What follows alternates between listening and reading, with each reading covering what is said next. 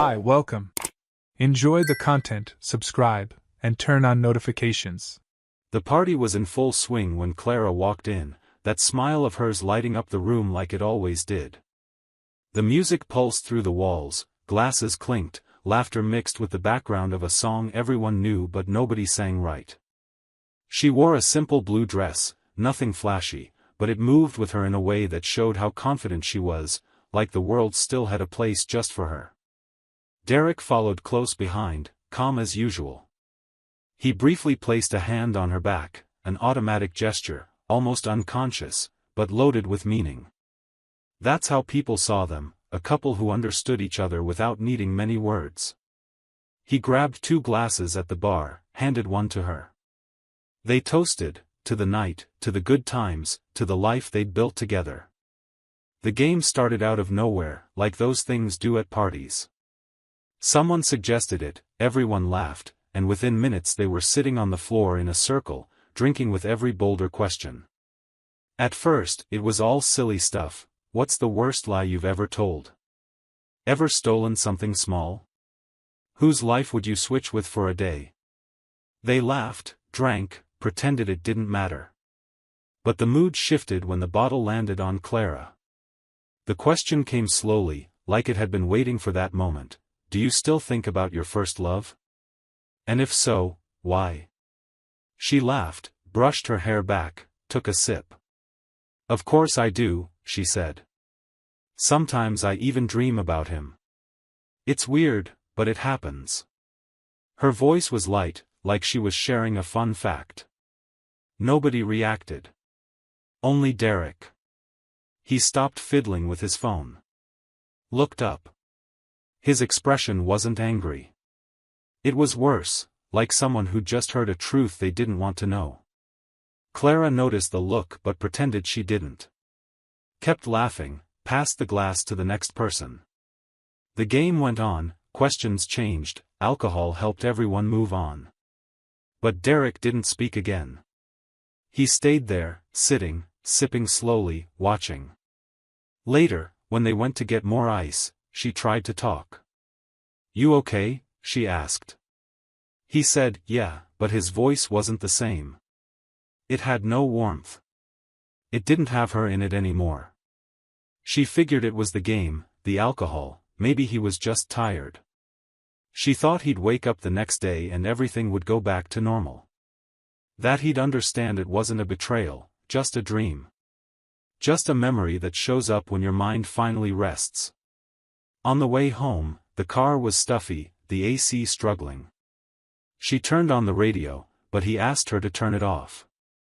The silence between them felt new.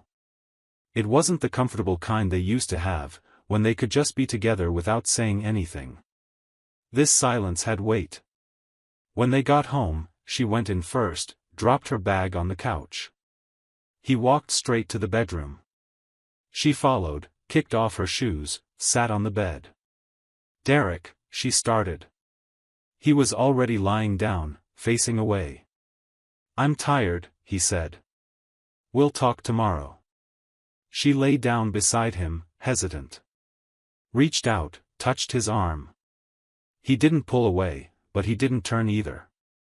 Just stayed still, like his body was there but his soul had already left. She closed her eyes, thinking it was just a bad night. That tomorrow he'd hug her like he used to. That everything would fix itself over breakfast, a good morning, a quick kiss. But that was the last time he slept beside her like he still loved her. The last time his name came out of her mouth knowing he'd hear it and answer. The last time she believed a marriage could survive a truth that was misunderstood. Clara woke to the sound of running water. Derek was already in the kitchen. She got up slowly, still in yesterday's clothes, and walked in. He had his back to her, holding a mug, staring out the window. He didn't turn when she entered. Just reached back, offering her another cup. She took it, said thanks, sat down. The coffee was hot but tasteless. She tried to start a conversation about his job, about the weather, anything to break the tension in the air. He answered in short sentences, eyes fixed on the table. It wasn't rudeness. It was absence. Like he was only there in body. In the days that followed, everything stayed the same. Derek going through the motions. Waking up early. Leaving. Coming back. Eating. Sleeping. But the touch was gone. No more holding hands on the couch. No more quick kisses when leaving. No more hugs when she came home. He didn't complain, didn't argue, didn't make a scene. He just stopped touching her. And every gesture that disappeared was like another brick pulled from the wall holding everything up. At first, Clara thought it was a phase. That he was processing what she'd said at the party. That he needed time. But time passed, and the emptiness only grew. One night, while watching a movie, she leaned in. Rested her head on his shoulder. He didn't move, but he didn't wrap his arm around her either. Just stayed still, like her body was just another object. She stayed like that for a few minutes, then slowly pulled away, pretending she just wanted to grab her glass of water. But inside, she felt a coldness she'd never known. It was like, suddenly, she wasn't part of his life anymore. Like she'd been quietly erased, without warning. She started noticing everything. The way he'd look away when she spoke. How he'd reply to her messages with just, okay, or, fine. The fact that he never surprised her anymore, not even bringing her favorite coffee. Things that used to come naturally now took effort, and he made no effort at all. She wrote a note. Sat at the kitchen table and wrote it calmly, the way she thought he'd understand. I'm sorry for what I said. I didn't mean to hurt you. Marcus is just a memory. You're my life. She left the paper on his pillow. The next morning, the note was in the trash. Not even torn. Just thrown away. Like it had no value. The house, once full of laughter and music, became a place of routine and silence. She'd talk to him, but it was like speaking to someone far away. She tried to remember the good times, the trips, the plans they'd made. But each memory now carried a different weight. Like everything they'd lived through was being rewritten by that empty look in his eyes. She started dreaming about Marcus for real. Not out of desire, but because, in those dreams, at least someone called her name with affection. She'd wake up feeling like maybe the love she'd lost wasn't with Derek, but with herself. She tried talking again. Sat in front of him, asked him to look her in the eyes. I need to know if we still have a chance. He took a deep breath, like it was a hard question. I don't know, he said. I just know I don't feel safe anymore. She asked what she could do. He didn't answer. Just stood up and walked to the bedroom. That night, she stayed awake, listening to his breathing on the other side of the bed. It used to calm her. Now, it was proof he was there, but not hers. She started feeling invisible. At supermarkets, restaurants, gatherings with friends, she noticed he no longer introduced her the way he used to. He didn't say, "This is my wife," with pride. He'd say, "This is Clara," like she was just someone else. And every time that happened, she felt another piece of herself fade. Until one ordinary afternoon, after a silent lunch, she looked at his hands on the table. Hands that had once caressed her, held hers during hard times, written love notes. And she realized those hands would never touch her again by choice. They'd never choose her again. And in that moment, without shouting, without tears, she knew, the marriage was already over. It just needed a name for what was left. Clara left the house without warning, without a destination, her heart pounding like she was running from herself. The night was muggy, the air heavy, but she felt nothing except a growing emptiness in her chest. She walked down streets she'd only passed through, past places that were once part of her and Derek's routine, until she reached a bar she'd never been in before.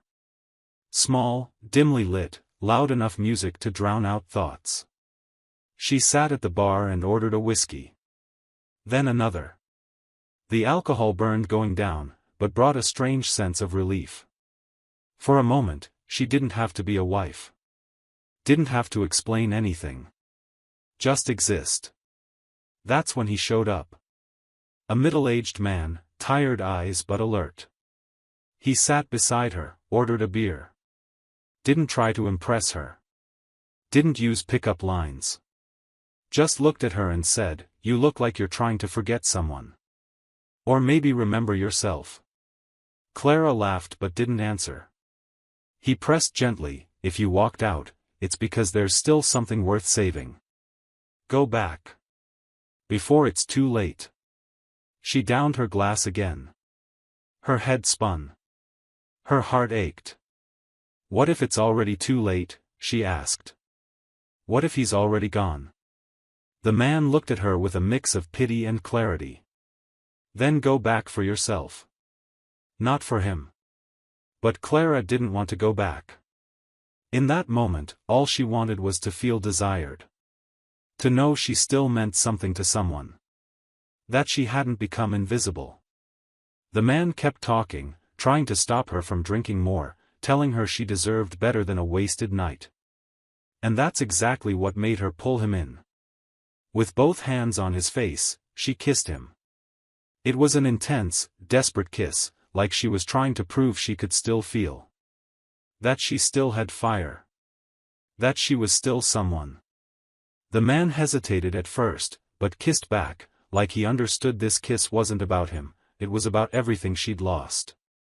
Time stopped for a few seconds.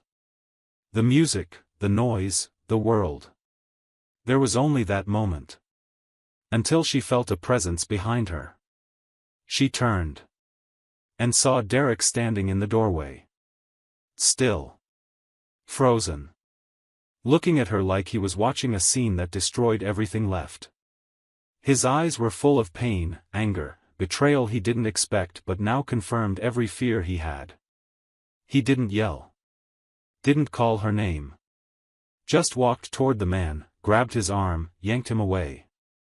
"How dare you touch her," he said, voice low but full of fury. The man tried to explain, but Derek didn't listen. "She dreams about you. She lives in the past. And now you show up to ruin everything?" Clara screamed that it wasn't him, that the man was a stranger, that there was no history, that Marcus wasn't there. But Derek didn't hear her. For him, the kiss wasn't about who the man was. It was about what she'd done. It was proof that, after everything, she chose to hurt. Chose to run. Chose to destroy. He looked at Clara with a coldness she'd never seen. "You humiliated me," he said. "In front of our friends, you said you still dream about him. And now, here, you kiss another man like it's nothing. You don't trust me. You don't respect me. And worse, you don't respect yourself." She tried to step closer, but he took a step back. "Don't touch me. Never again." His voice trembled, but not from fear. From certainty. From someone who'd already made up his mind. "You wanted to feel desire? Wanted to prove you're still young, still loved? Then keep it. Keep this man. Keep this night. But don't come home. Never again." Clara left the bar without looking back. The man shouted something, but she didn't hear. She just walked, legs shaking, face wet, chest tight. She didn't know if she was running from him or from herself. All she knew was that in that kiss, she didn't find comfort. She found the end. And the worst part, deep down, she knew she'd done everything wrong. That instead of fighting for what could still be saved, she'd sped up the destruction. That in trying to prove she was still wanted, she'd become exactly what she feared most, someone who didn't deserve to be loved. Clara returned home with heavy steps, like each one dragged another piece of what was left of her. The street was quiet, the streetlights flickering irregularly. When she got close, she saw something on the ground that shouldn't be there. Her suitcases.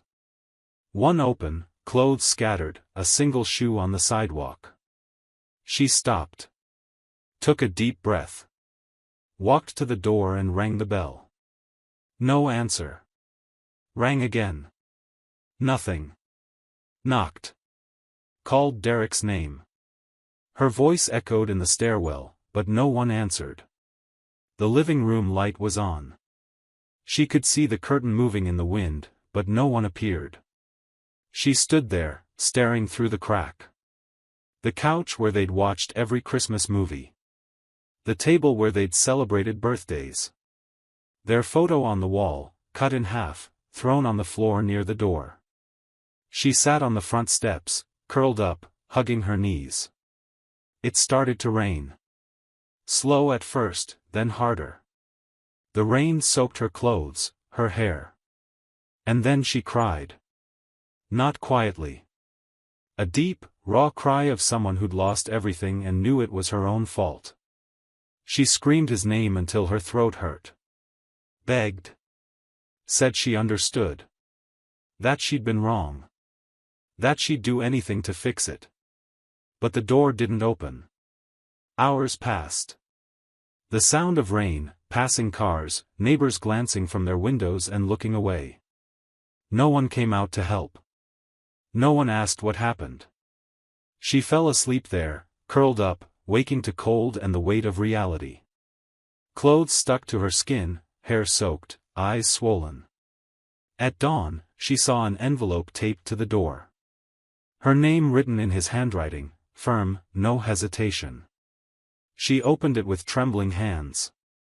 Inside, just a folded sheet. She recognized the handwriting instantly. Clara. There's no going back. What happened last night was the final straw. I tried to hold on. I tried to understand. But I can't anymore.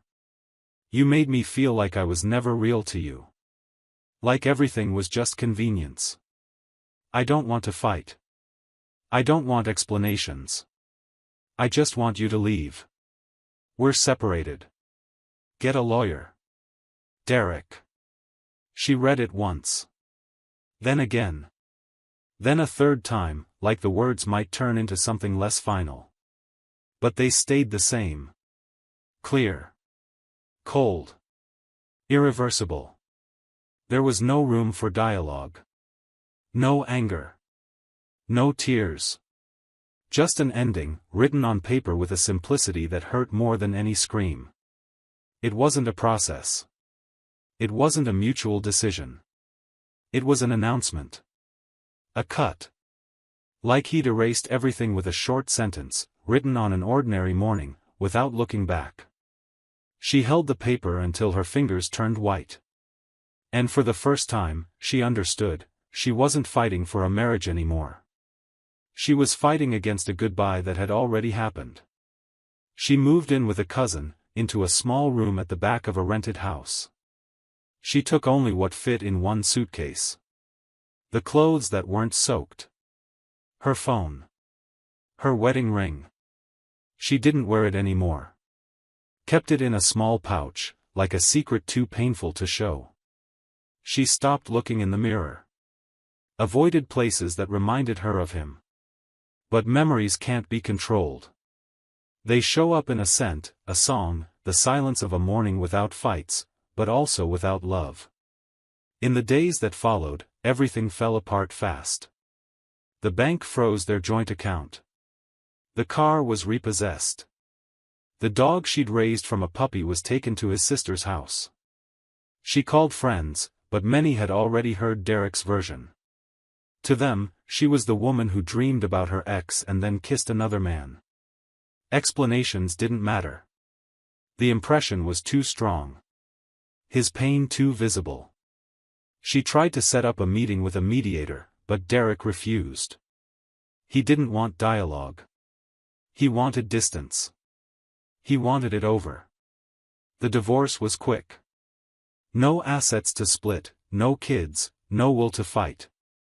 Just a yes and a no in a cold room, with a judge who didn't know any of the pain that had lived between them. When she signed, Clara felt like she was burying someone. And when she left the courthouse, she saw her name being removed from the mailbox. replaced with a new one. Like she'd never existed there. Like 4 years of love, of trying, of building something solid, had been erased by one moment of weakness. And she knew, with a clarity sharper than any tear, that the problem wasn't just the kiss. It was what the kiss represented, a choice. And she'd made the wrong one. Not out of desire. Not out of passion. But out of pride. Out of anger. Out of fear of facing the emptiness without running from it. And now, alone, without a home, without a husband, without a clear future, she carried the weight of knowing the man who loved her left not because she dreamed of someone else, but because she proved, with one act, that she didn't know how to value what she had. Years passed. Clara moved cities. Changed her name in some places. Not to hide, but to start over without the weight of what everyone thought she'd done. She didn't show up on social media. Didn't post photos. Didn't reply to old messages. She disappeared quietly, like someone who realizes that sometimes vanishing is the only way to survive your own story. She worked at a downtown cafe, then at a library, until one day she was hired as an assistant at a shelter for women leaving abusive relationships. At first, she just organized files, sorted donated clothes, made coffee. But over time, she started listening. And when she listened, she didn't judge. Didn't say, "You should have done it differently." She just listened. With her eyes down, her head calm, with a silence that said, "I know what it's like to lose yourself." It was there, among stories of fear, control, men who hit with words before using their hands, that she started writing. At first, just scattered sentences in the old notebook she always carried. Then pages. Then a letter. Not to Derek. To herself. She wrote about the kiss at the bar, not as an act of betrayal, but as a cry from someone who didn't know if she was still loved. She wrote about his silence, about how every missing gesture was another brick removed from the bridge between them. She wrote about the note taped to the door, the rain, the suitcases on the sidewalk. But more than anything, she wrote about her mistake, not for dreaming of the past, but for responding to pain with destruction. For choosing to prove she was still desired instead of asking for help. For thinking a kiss could fill a void only dialogue could heal. She wrote that love doesn't die for one reason. It dies from 1,000 small abandonments. From a glance that turns away. From a hand that stops holding. From a night when someone turns their back and never turns back. And it also dies from pride. From anger. From fear of saying, "I'm losing myself. Help me." She wrote that Derek wasn't perfect. That he could have spoken. Could have asked. Could have tried to understand instead of shutting down. But she also wrote that she hadn't been fair to herself. That instead of facing the emptiness, she turned pain into rebellion. That instead of fighting for the marriage, she destroyed the only chance she had to rebuild. The letter was never sent.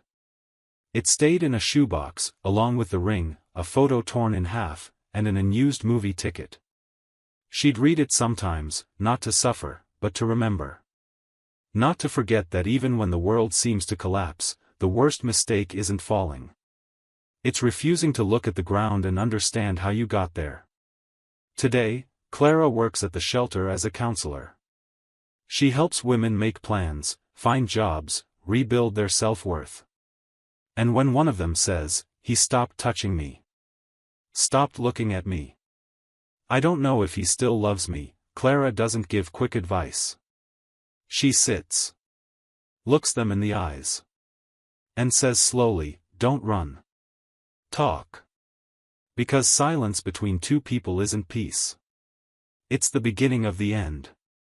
And the worst kind of end is the one that could have been avoided with just one conversation." She doesn't talk about herself. Doesn't tell her story. But in the eyes of the women who listen, she sees the reflection of what she once was. And she knows that, even without forgiveness, even without going back, every word she speaks now is a piece of redemption. A slow, steady step out of the shadow that once swallowed her whole. Thank you for watching the video. If you enjoyed it, don't forget to subscribe to the channel and turn on notifications so you won't miss any updates. See you next time.